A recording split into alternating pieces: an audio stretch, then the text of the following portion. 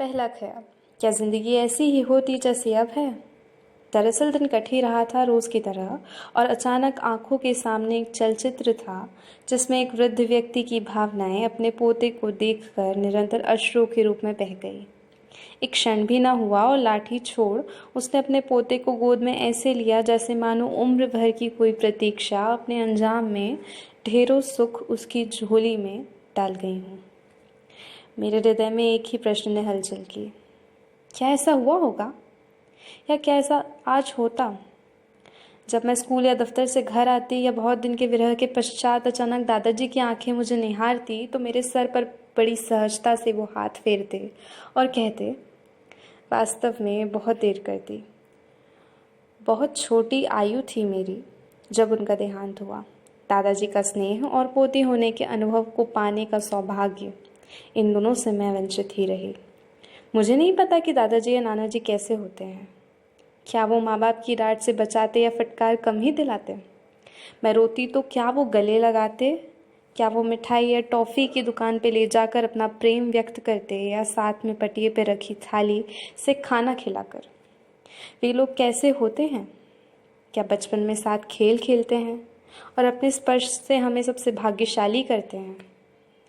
ये किस्से तो मैंने अपने बड़े भाई बहनों से या सखियों से ही सुने हैं, जैसे शायद किसी व्यक्ति के लिए परिवार में जीवन साथी और संतान के सुख के अतिरिक्त दादा दादी या नाना नानी बनने का सुख बेहद महत्वपूर्ण होता है, वैसे ही शायद एक बालक के लिए माता पिता और भाई बहन के प्रेम के अतिरिक्त अपने बुजुर्गों का स्नेह बहुत महत्व रखता है।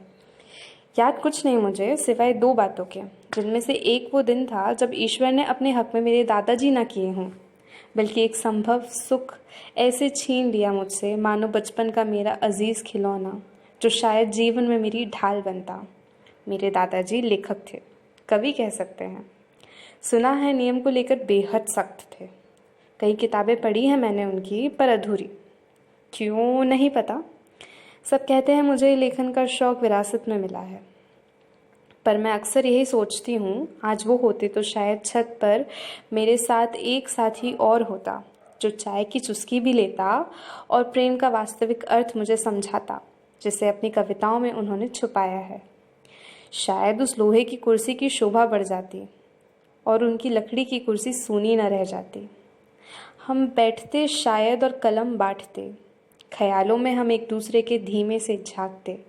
शायद मिल जाता मुझे एक प्रेरणादायक कवि साथी जो छोटी सी चोट पे सब रिश्तेदारों को खबर करता, जैसे मैं आज करती हूँ, और मैं ये देख खिलखिलाकर हंस देती, ना कि भावुक होती ये सोचकर कि सांझ के वक्त छत पे मेरे सामने रखी कुर्सी पे मेरी आंखें खोजना चाहेंगी भी तुमको तो वो खाली ही रहेंगी।